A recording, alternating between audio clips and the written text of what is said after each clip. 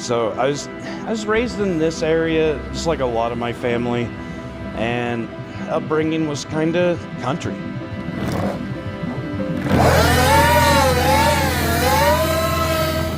I mean, it's just a lot of country, and I always had like an interest in electronics and computers.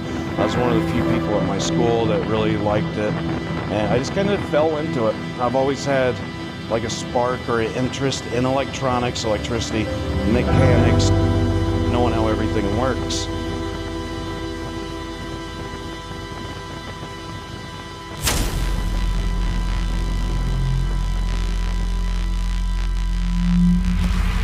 In the beginning, God created the heavens and the earth.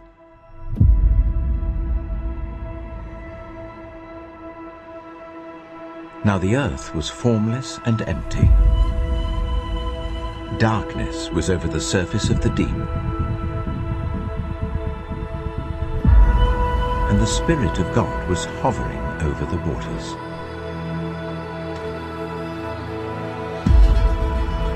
And God said,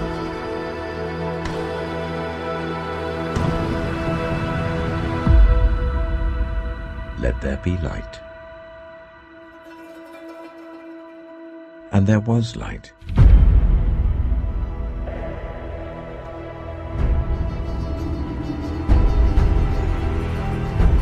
If you want to find out the secrets of the universe, think in terms of energy, frequency, and vibration. Everything in creation spins and vibrates. Everything has its own prime resonant frequency. And this is why once we can identify the resonance frequency of a bacterium or an atom, we can then manipulate that object with its prime resonance frequency. Sound is the source of all creation. Sound and resonance is responsible for everything. By now, you should know that sound manifests in physical form. Every frequency has its own specific shape, a prime resonance frequency. The secrets of the universe are based on energy, frequency, and vibration. The somatic patterns we can form using the same vibrations must mimic a universal process and continuously unfold throughout the universe. The law of vibration states that anything that exists in our universe, whether seen or unseen, broken down into and analyzed in its purest and most basic form, consists of pure energy or light, which resonates and exists as a vibratory frequency or pattern. Science has found that energy vibrates in different frequencies when breaking down all matter. In addition to everything vibrating, all matter that seems solid, liquid, or gas is empty space. The electrons, protons, and neutrons in the atom are in constant motion. Although modern scientists are opening new research doors on energy, frequency, and vibration, words carry energy, and the intention behind the words conveys the vibration. Every molecule or atom in this universe vibrates at a particular frequency. A molecule in free space can vibrate because the atoms which make up the molecule can move in different directions relative to the position of the whole molecule. Atoms and molecules have energy even at 0 Kelvin. This energy causes them to vibrate. Once you know the resonance frequency, you can amplify its waves to such a higher level that it will break or destroy the object. The power of vibration can be analyzed through cymatics with just a vibrating plate, forming patterns relative to the plates, geometry, and the frequency of the vibrations by changing the vibrations. These patterns change from unregulated chaos into symmetry. The universe is formed by light in the form of photon variations, with the absorption and emission of photon energy. Even without adding sound vibrations, the vibrations are always present in the form of photon oscillations, with the future unfolding with each new photon-electron coupling. It's because the universe is never at absolute zero. The Rife machine produced low energy, These waves are also called radio frequency, electromagnetic fields waves.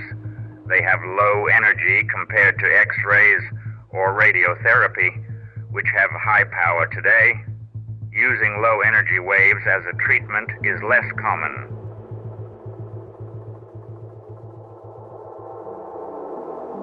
So my name's Matthew Rife, and I grew up close to here. We're in Richlands, Virginia. I grew up in Whitewood, Virginia. Half an hour away, beautiful mountains, lots of freedom, very few people. So I was raised in this area, just like a lot of my family, and upbringing was kind of country. I mean, it's just a lot of country, and I always had like an interest in electronics and computers. Like I like to know how things work, and I don't know how other people picture things, but whenever I see something, it flashes in my head all the mechanics of it, and like an exploded view, kind of like how Iron Man had Jarvis and it explode the view. So I want to know how everything works. So I think it's just something that's in our bloodline. I don't know how like genetic memory works or genetic predisposal to different things, but it's just something in my life. So I was always taught by my grandfather and my dad about electronics, about mechanics, how electricity works, doing things on your own. And, you know, like my grandfather used to tell me growing up, I'd be like, hey, I got a question. He'd say, well, figure it out. And I always thought he was just being a jerk. And then I didn't realize, you know, he's teaching me how to think critically, how to work things out. And so whenever I grew up and I was older, like maybe around 15, he'd come to me and he'd say, you have any questions? I'd say, I'll figure it out, just to kind of get back at him. And just knowing good well I could do it. And I didn't realize it till later on in life. That's what he did. So like I said, I never did know Roy. I knew him through his journals. All this stuff was handed to my grandfather. Royal Raymond Rife helped raise my grandfather. It was my grandfather's uncle. And, you know, I read his notes and everything whenever I was a kid. I got taught stuff off of blueprints, different schematics. But the work is encouraging, and it's something that can be carried on with the improvement and the advancement of scientific instruments that we have at the present time that will carry us farther into the field of endeavor. Yeah, I mean, in the 20s, this is a point in time when scientists worked together. They all talked. They would send telegrams and letters to one another. And no matter anywhere in the world, because I know Tesla and Royal both went to France for a while. Royal traveled all around the world after the 30s whenever they shut him down. And this is something I want to be able to bring back, our scientists and knowledge and people helping one another, because they made a lot of different accomplishments. We always hear about Tesla and all the things that he did and how all of his notes were here or there, or who stole them or who bought them. And I think it was John Trump that officially, I think the records show that he bought some of them. And he has a history of them. But people in that day, they had more of mankind and humanity in mind, and the growth and expansion of knowledge and science and helping one another out. Modern medicine was born out of an intricate scheme by some of the most wealthy and powerful men in history. They transformed healthcare from an era of natural remedies, traditional knowledge, and holistic wellness to one of synthetic drugs, centralized licensing, and corporate influence that has decimated the health of generations. John D. Rockefeller, being one of the richest men of all time, found that mere financial gain was just not enough for him. In an effort to satisfy his insatiable lust for power, his most trusted advisor came to him with a plan to control one of the most fundamental aspects of society healthcare. This manifested with the Rockefeller Institute of Medical Research, America's first biomedical university. It served as a vessel for him to exert his influence on the future of healthcare directly through medical education. Andrew Carnegie, another industry mogul of Rockefeller's time, also wished to exert his influence and distribute his wealth in a manner that suited his agenda, thereby establishing the Carnegie Foundation. In 1907, the Carnegie Foundation surveyed medical schools with a man named Abraham Flexner, whose brother led the Rockefeller Institute. This survey, known as the Flexner Report, to the Rockefeller Foundation in 1910, favored German-trained allopathic medicine, shunned natural and holistic wellness, and supported the idea that there were simply too many people practicing medicine. This led to rigorous and costly medical education requirements that restricted access to medical careers to the wealthy. Few Flexner recommendations maintained 8 years of higher education and drastically reduced the number of medical schools from 650 to 50. By the end of World War I, decreasing the number of graduates by 2/3, this report effectively extinguished many medical schools that did not teach the allopathic medical fundamentals of drugs and surgery. Now, if you wanted to practice medicine, you had to play by their rules, go to their schools, get their medical license, and practice the way they taught you. If you didn't, laws would soon be put into place to keep your mouth shut. The medical industrial machine became so hell-bent on crushing traditional styles of medicine. In Rockefeller's time, medicine became a science like chemistry or physics rather than an art form that the traditional methods embraced. This meant that it would be more easily controlled through large academic institutions and focused more on interventions for populations rather than individuals. Hospitals were transformed from charitable shelters to a monopolized industry. The proliferation of hospitals in the U.S. from a mere 178 in 1873 to a staggering 4,359 by 1909 marked a seismic shift. The expansion of hospitals was underpinned by significant investments from the same magnates. Their financial support was crucial in establishing hospitals as elite centers of medical care, but it also tied these institutions to the interests of their benefactors. The Rockefellers and the Carnegies did most of the heavy lifting, while the Rothschild family pulled their strings in the background, ensuring they aligned with the broader objectives of the ruling class. So whenever you make medications out of petroleum, you can target one thing, but it'll cause side effects, and then you can target those side effects and cause other side effects. And it's just allopathic medical system. That's how it was born. Figured out they can make medications to approach one thing and cause other issues that they can make medications for. And so they went to all the colleges. They said, stop teaching naturopath, holistic, herbs, all these natural ways. Teach our way instead. So here you go. And, there's a history of the Rockefellers having, their hands all over the educational institutions of America. And this is just one of them that they had. They had the colleges. Well, at the end of the day, Royal's lab got burnt down after a bunch of stuff got taken out of it. I guess historically, there's no firm data to say who did it. But like the story in the family stories and on the internet, it was the Rockefellers and the AMA. They went to a shop, took everything they could, burnt down his shop. So the Rife machine began in the 20s when Royal built it. Now, mine is a totally different animal. And I know people connect me to Royal, and they should, because all of this is Royal's findings on frequency, resonant frequency, and us being carbon-based electrical beings. So why wouldn't we use electricity as medicine? And it was Royal and Tesla sitting around the campfire, drinking whiskey and smoking a cigar, started theorizing about this. So they just said, why can't we use electricity as medicine? And Royal jumped in on frequencies and resonant frequency. And he was the electrical engineer. Tesla was the mechanical engineer. So Royal spearheaded all of this. Later, Tesla built something called the multi-wave oscillator. You may have seen it. 2 large coils, and they work off of electromagnetic fields. A lot higher voltage than what Royal used.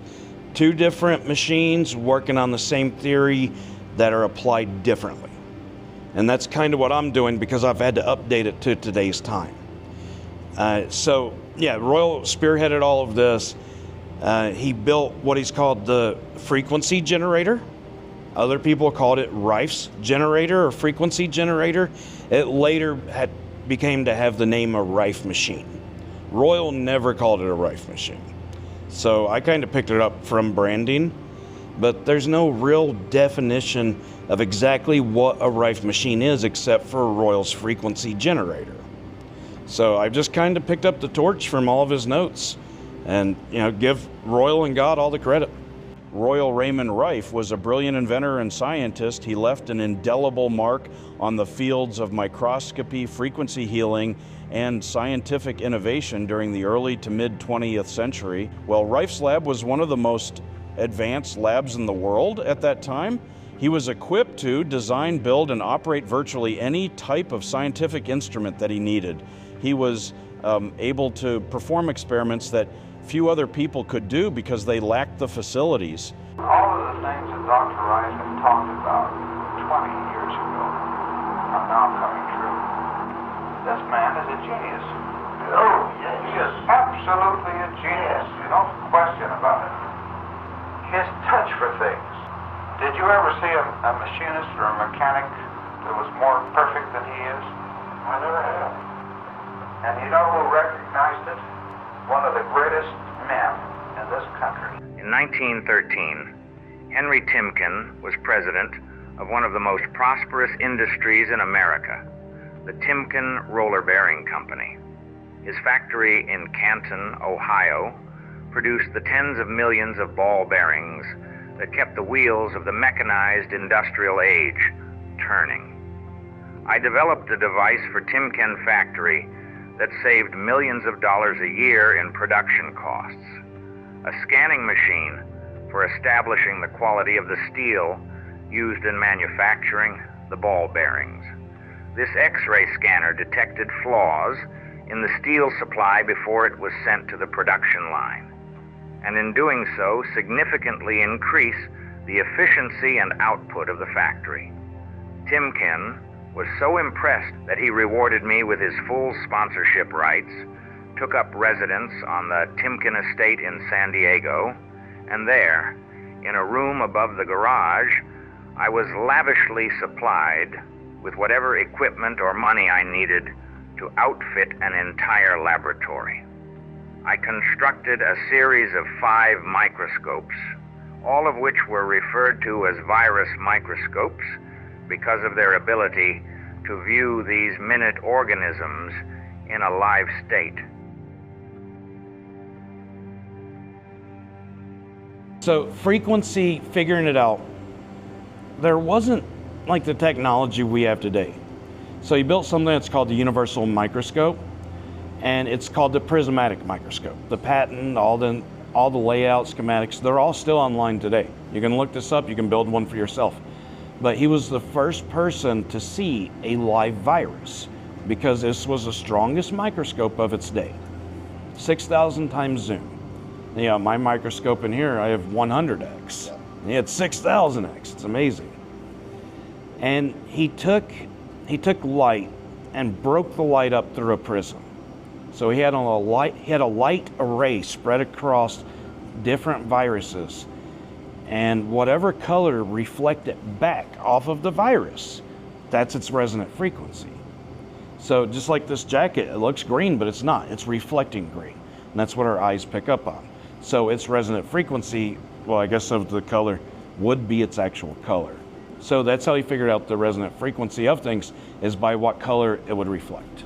So when you get light in the same range or a corresponding range, it will cause those microorganisms to fluoresce. That's something that people hadn't really done before or since. I used monochromatic light to investigate microorganisms and determine species specificity, a specific species of a microorganism. One of the other working principles about it was that the way that it channels the light never allows the beams of light to cross over themselves and create diffusion of the light. So you continue to have your resolution no matter how far you take the light path. You're not losing resolution. Well, the key features of the Rife virus microscope is that they had superior magnification with corresponding resolution. And also, another important factor was the contrast that with my special illumination system, I was able to produce contrast in the organisms without chemical stains.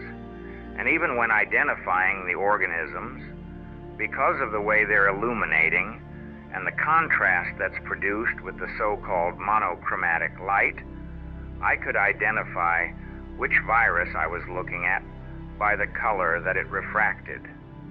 So that had never been done, and probably still hasn't been done today. And so these key features of the microscope, which were far superior to what was available at the time, allowed me to discover things that other people were unable to because they simply lacked the equipment. You cannot sustain those particles with your acid mantle, and they stand out simply, as I've stated 1,000 times. The particles are smaller than the molecular portions or the granular structure of your acid management system. Naturally, they can only be stained with a frequency of light. So this is cymatics, and what cymatics does is use sound vibration in different frequencies to create geometrical forms from particles which without the sound, the vibration, are just all over the place, random. Then suddenly there's a sound and woo, they move into these amazing shapes. This is how matter is created out of the void.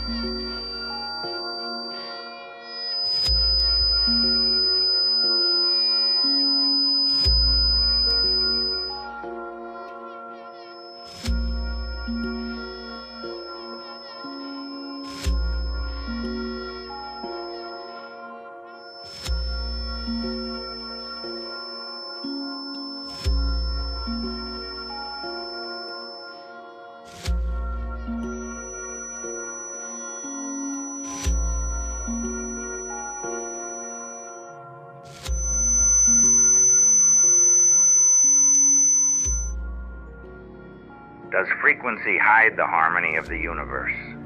And was it deliberately taken away from us? One of the most existential questions of our time. In the early 1900s, governments around the world issued a decree ordering everyone to tune to 440 hertz. There is said to be something sinister about the frequency of 440 hertz. That the Rockefeller Foundation had an interest in ensuring that the United States adopted the 440 hertz standard as part of the war on consciousness, leading to the control of the musical cult. This theory says that tuning all the music in the world to 440 hertz turns it into a weapon of war. There are many serious studies confirming the destructive influence of the 440 hertz frequency on humanity. So whenever you have the electrical EMFs that are going through, these are causing positively charged ions in your body.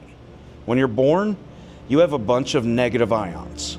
This is the reason kids, they heal faster, they have more energy, they wake up easier, and they just go hardcore all throughout the day. Over time, as you grow older, you start to lose the negative ionization and start collecting positive ionization. Well, these electrical EMFs that are coming off electrical cords and Bluetooth and Wi-Fi and everything else around us, even cell phone signal, these are positively charged ions that your body's picking up. So grounding, if you look at grounding, it's effective because it's an electron exchange. You have positively charged ions and the earth is a negative ground, and it's sucking these positively charged ions out of your body and it's replacing it with a negative ion. So your inflammation goes down. You sleep better, you have more energy. So instead of doing that, that's essentially what my machines are doing. I work on EMFs and I do electrical synapse through the body through electromagnetic fields. And it's kind of like with music, whenever you have something in sync and within tune, it works a lot better because it's resonant. And that's how these electrical synapse works. But it's also giving your body negatively charged ions and pushing the positively charged out. Things work within frequency and rhythm. So our hearts have a certain rhythm to them. Now, if you multiply that rhythm, you can divide 432 by that rhythm. So that means every heartbeat, whenever you're playing 432 hertz, one of those pulsations lands on the heartbeat. The pulsation of our naturally tuned body. 440 is outside of that rhythm. It would offset it a little bit. So they've done clinical trials. I remember one of them, they took 6 people who were scared of the dentist, and they sent them into the dentist office while playing 432 music. Didn't tell them what was going on. And then afterwards they interviewed them and they asked them how this visit was, and they said they felt calmed and relaxed. And that's because the 432 music is more in sync with the human body to hit those pulsations within a heartbeat.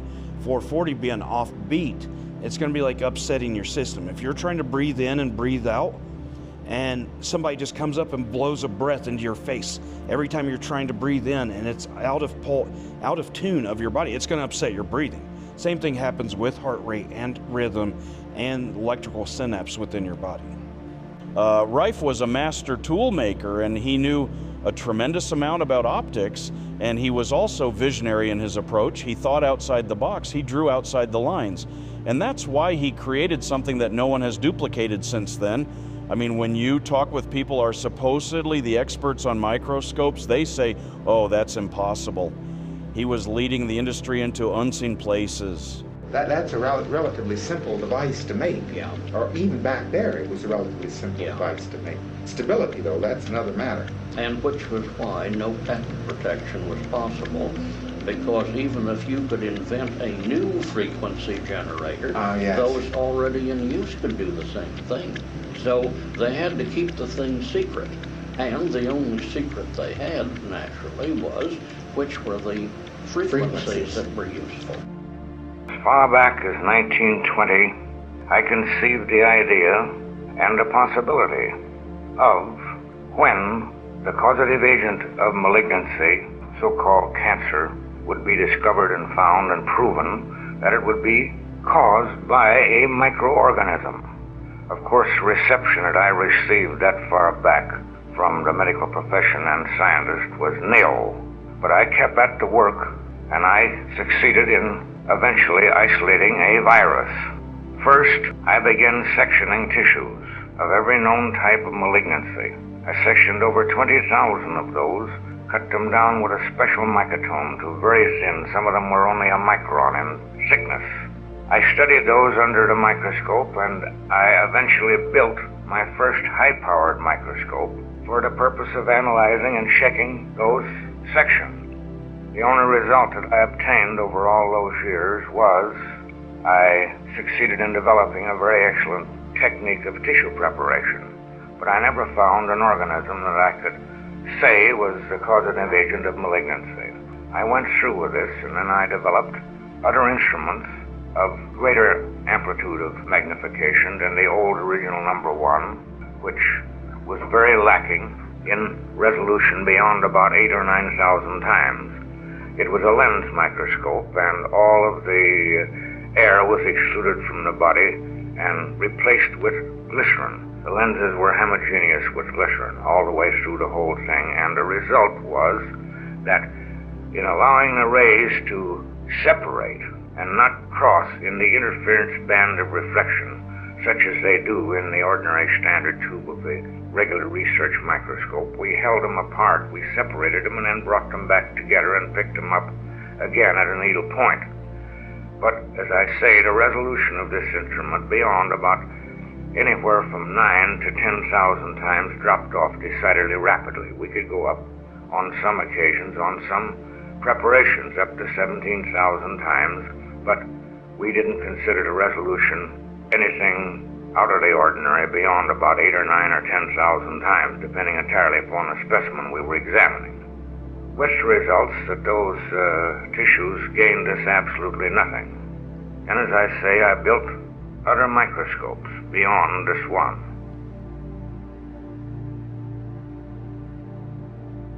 Arthur Kendall and I, working jointly in the Pasadena General Hospital, succeeded in isolating what we classify the first filterable form of bacteria ever seen. Now, these filterable forms are very minute in size. The smallest of all is the one from the BX, which we isolated from cancer. But that is the smallest, and is less than a 1/20th of a micron in dimension and highly motile. We succeeded in isolating this organism, this BX, using a Kendall media. Yeah, so he would match the frequency of that virus, and it would oscillate these different, actually what he looked at, what he went into, he figured out the resonant frequency of the virus, but then he had to go into the disease of the body, which are carcinoma cells. We have what we call a coordinating resonance. We have a chemical here, we have a frequency. All right, we will take and change those to two tuning forks that's pitched to the C absolute. We put the other one down there, we strike this one, the other one resonates. It's coordinating resonance, owing to the chemical constituents. And we create that electronically, the same as we determine what material is under that microscope by the color and the index of light as we rotate it between the analyzer and polarizer. As the color index fades from one color to the other, the angle of refraction of that crystal and so on, we can tell. It's coordinating resonance. The same as I say, you take two tuning forks and pitch to the C or an A absolute, you strike one, the other one resonate. So we're showing an electronic frequency through the tissues of the body that simply revitalizes the bacteria with no harm to normal tissue. So he figured out the frequency of carcinoma cells. And whenever he matched that frequency, it would make the cells oscillate and just shake. And whenever you're doing this, the proteins cannot align inside the cell. Therefore, it's dead. It either dies off or it splits off and it becomes something called a daughter cell, which is essentially dead. And then your lymphatic system just processes it out as waste. So he would eliminate cancer that way by killing the cancerous cells and not letting them double and split and multiply. The American Medical Association, they sponsored him and the Rockefellers. And Royal put up this clinical trial on cancer and tuberculosis cancer patients. We don't know how many cancer patients there were. We know there was at least 9, because in his notes he talks about that there were more cancer patients than tuberculosis patients.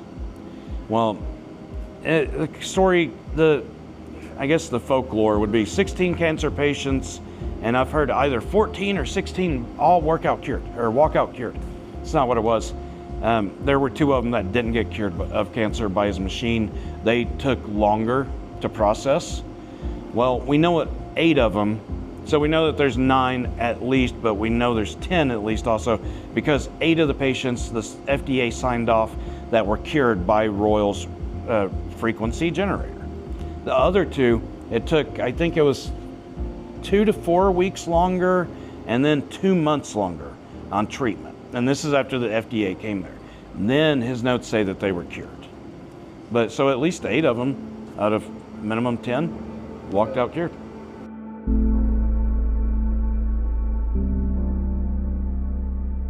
Came out of the mammary gland of a human breast mass. The rat was given a partial anesthesia to avoid the shock of the needle, and the virus was injected in the rat. The point of the injection is shown in the forward part of the rat. Rife would then allow the cancer tumors to grow, and there you can see the tumor in the rat. He would surgically remove the tumor and treat the rat with his ray tube instruments, which frequencies would devitalize the cancer virus without harm to the human or the animal cells of the rat. Rife used high-powered glasses for his operations in order to get down to fine details of the removal. Tumor is tied off and cut away, in which the cancer virus can again be isolated from that tumor, and going into other rats with the injections of over 400 times to prove that the virus that he isolated was the cause of the cancer tumor. Now this shows the tumor coming out of triple distilled water, and a portion of that tumor is being cut away so that you can observe the cancer virus under Rife's microscopes. Rife had the only microscopes in the world that could see the cancer virus or any other virus alive, and he studied them for years, which is all recorded in the Polarity Research Manual in the first section called Electron Therapy. Everything that you see is triple distilled. This is triple distilled water going in. He's going to gently grind up the cancer tumor to extract the virus.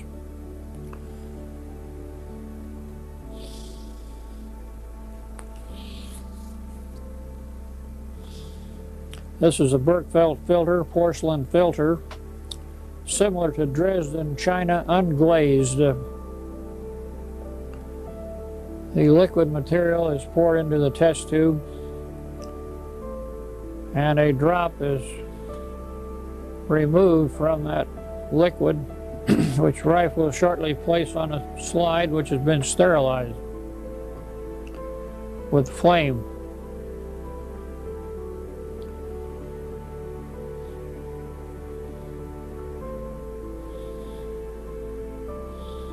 The liquid material is withdrawn from a micro pipette made by Rife into the solution, and a drop is placed on the slide and covered with a cover slip made of quartz.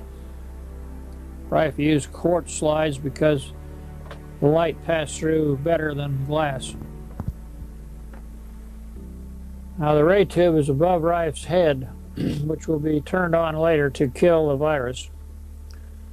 The instrument is to the left of Rife, the black instrument, which is a ray tube instrument. It consists of being a transmitter and an audio oscillator in which Rife could tune the frequencies which he knew would kill the virus, just like a voice would crack a glass.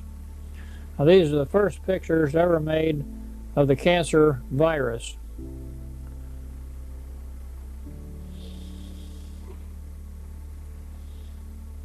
These cancer materials were motile, streamlined shapes like a fish, which Rife said would travel at speeds of 400 miles per hour if the comparable distance were measured in ordinary air. This is an air bubble coming in from the right-hand side of the slide because the slide was not sealed.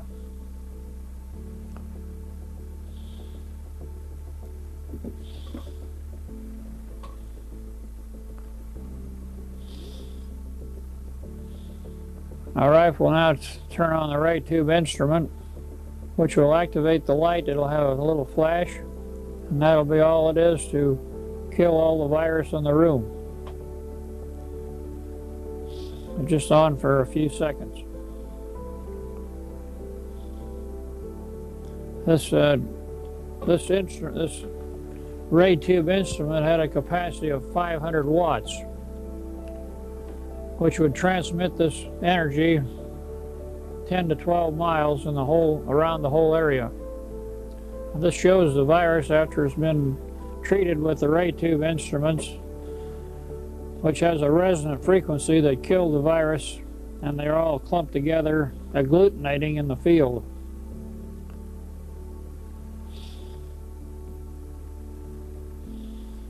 This shows the ray colors, not the colors, but the ray emanations. You'll see the colors pretty soon.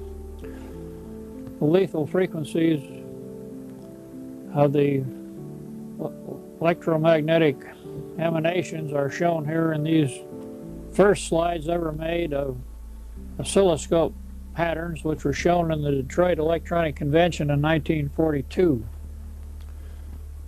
The spikes of these frequencies are primarily the killers of the virus, which actually the internal energy is built up in the virus and they just disintegrate into pieces.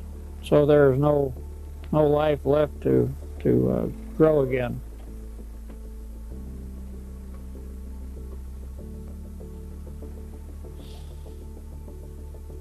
The various frequencies that can be generated by an audio oscillator are put on a carrier wave in the diathermy range, which range from 13 million cycles per second up to 42 million cycles per second. And this shows the amplification of the signal going into the carrier wave, and the slower frequencies now are being shown, which they can be varied with harmonics and other square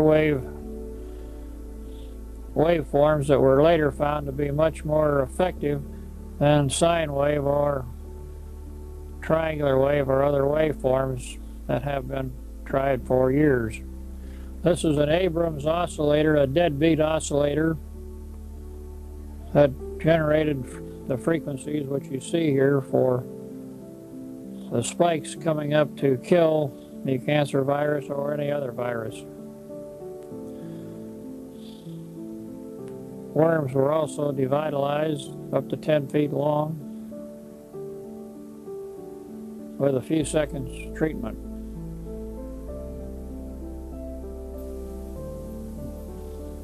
Rife researched all of the bacteria, including streptococcus, staphylococcus, streptothrix, leprosy, tuberculosis, gonorrhea, streptothrix, and many other diseases. This is a bacteria called typhoid, Bacillus typhosus, in which the bacteria has 3 viruses, one at the bottom, which you see, one at the side, and one at the top. When the polarity is negative in the body, the virus remain in the bacteria, but when when it gets too negative, they're compressed and they're extruded from the bacteria. When it's positive, well, they remain in the bacteria and there's no disease. The feelers are shown on the lower right-hand portion of this picture. That's done with a stain that Rife developed to show the feelers. This was a dinner meeting at Dr. Milbank Johnson, MD's home in Pasadena, honoring Rife and Dr. Arthur I. Kendall of Northwestern University Medical School. And this is the 40 doctors that attended that dinner. And they had Dr. Rufus von Klein-Smith, president of USC, was there. And his university was used to sponsor a clinic in 1934, which cured 16 hopeless cancer cases. This instrument was designed for controlling bacteria in oil and gasoline, in which the U.S. government had about $300 million in storage tanks in several places around the world, which had to be replaced every 3 months. This instrument could kill the bacteria in the fuel so that the replacement would not be necessary. President Nixon reviewed this system and decided for the oil companies that there would never be anything like this ever allowed to be used, so that the citizens of this United States could keep on paying $300 million every quarter. The lines are blurrier today than they were even at that time regarding microorganism developments. Because of new equipment, there's more that's seen than before. But what's happening is that all this emerging information is creating a revolution in the field. And now people are dealing with things that they didn't even know existed even 10 years ago. Mycoplasmas, nanobacteria, bacteria that are smaller than viruses. Right? People don't even know how to classify what they're looking at. It is such a chaotic soup. And there isn't a lot of money that goes into research around it. It's a highly undefined field. We're having to actually, there's been a language that's had to be invented even to talk about some of these things, to even name them. Here's one thing you'll find, and you'll find it in years and years of experience, John, that it's an absolute true statement that I've found out over all the years I've worked with this work, and I've worked hard and sincerely and honestly. You'll find, by God, that 9/10 of the criticism is a cloak of ignorance. When they don't know themselves, then it ain't the Savoy says. 2020 happened. A lot of people are like, oh, 2020 was so bad. I love 2020. There's a lot of great things that come about. And the biggest thing to me was the allopathic medical system. It opened people's eyes to the allopathic medical system. And now they know who not to trust. Yeah, I can name the evil stuff too. So I am very hesitant to say what people's actual motivation is without knowing 100% factually. The love of money is the root of all evil.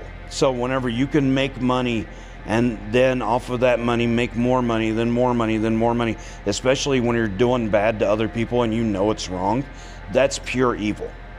That is pure evil to do that to somebody, to hurt somebody and take their happiness away and lessen humanity just for your own personal gain. 100% evil. And that is why Royal was persecuted. After his lab was burnt, people call him a crazy person, yet he made the numbers 1 through 5 microscopes, still used to this day. He had the patent for the bulb that goes up underneath the sample on a microscope, up underneath the tray. He's the one who made it. Yet he's a crazy person and doesn't know anything, because after his lab burnt down, he left the country.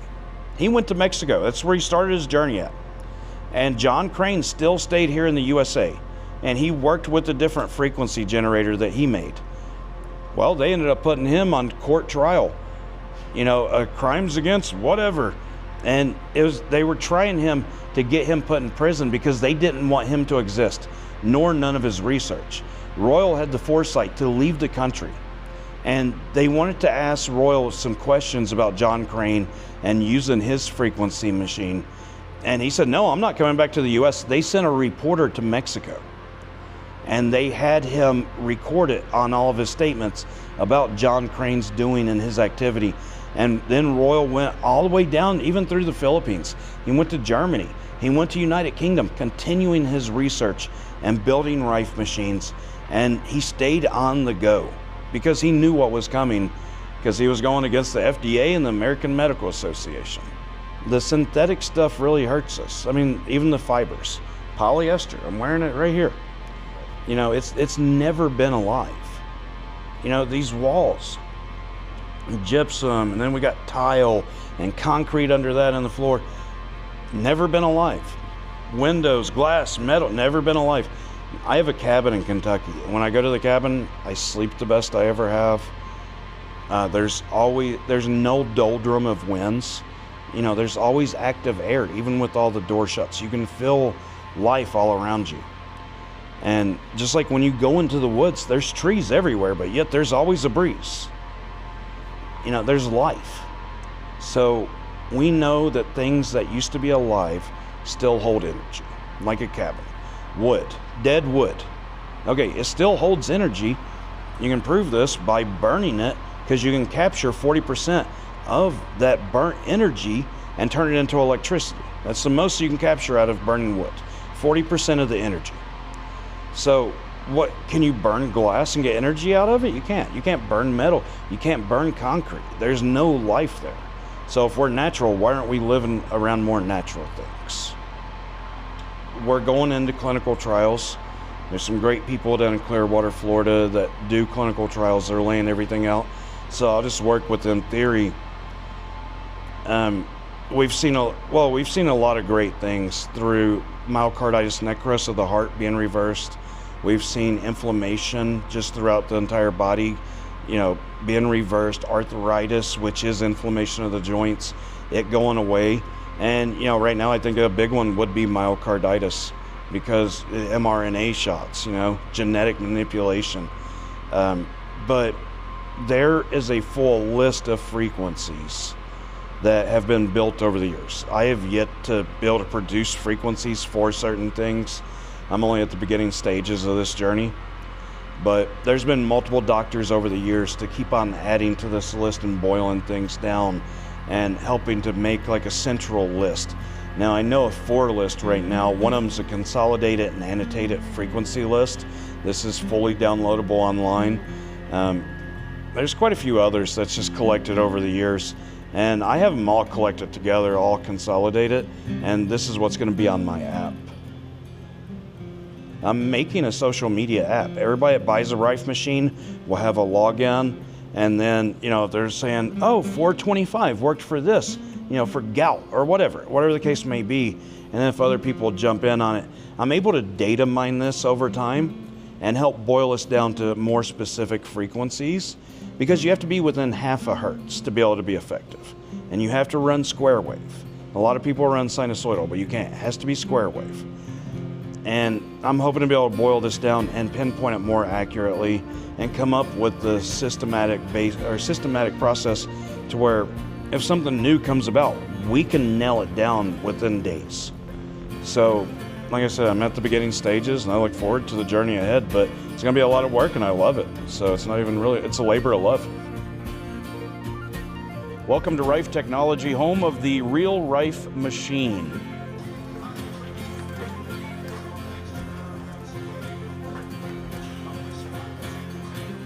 What we manufacture here is the real Rife machine. It is manufactured from Royal's original technology. We're always looking to improve and utilize the new with the old. I often think about how different the world would be had they accepted his work. That is why I continue his legacy. I just want to encourage people to be an encouragement for other people. And I think the biggest thing you can do where people see the biggest impact is being an engineer of your own health. And because when you start to see that personal gain yourself, you can help encourage other people to do the same thing. So be selfless. Be selfless. Do not be evil. Have good morality. You know, have ethics and morals, and you'll go far in life. Because one of the biggest things, I had a huge ego death. I can't remember how many years ago it was. Changed my entire life. You know, just totally different person. Just changed right around.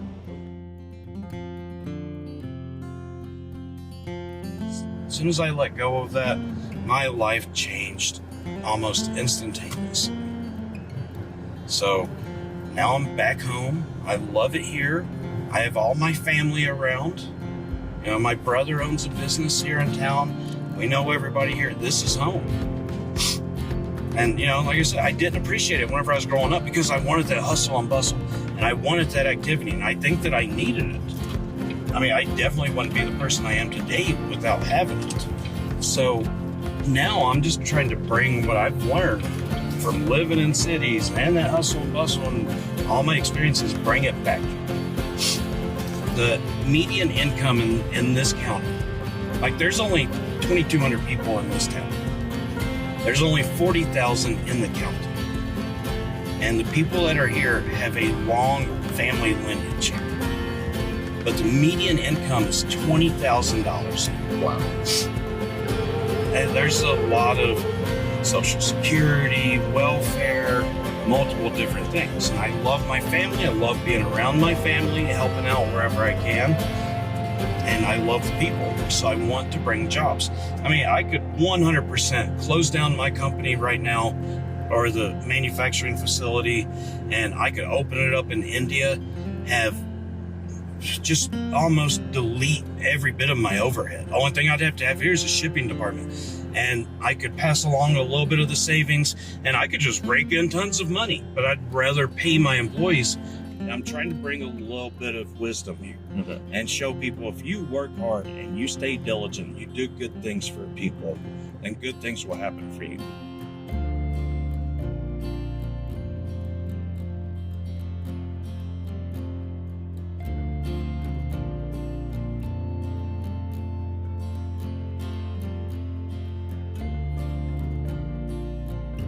Some people think that the truth can be hidden and destroyed. But as time goes by, what is true will be revealed, and what is not fades away.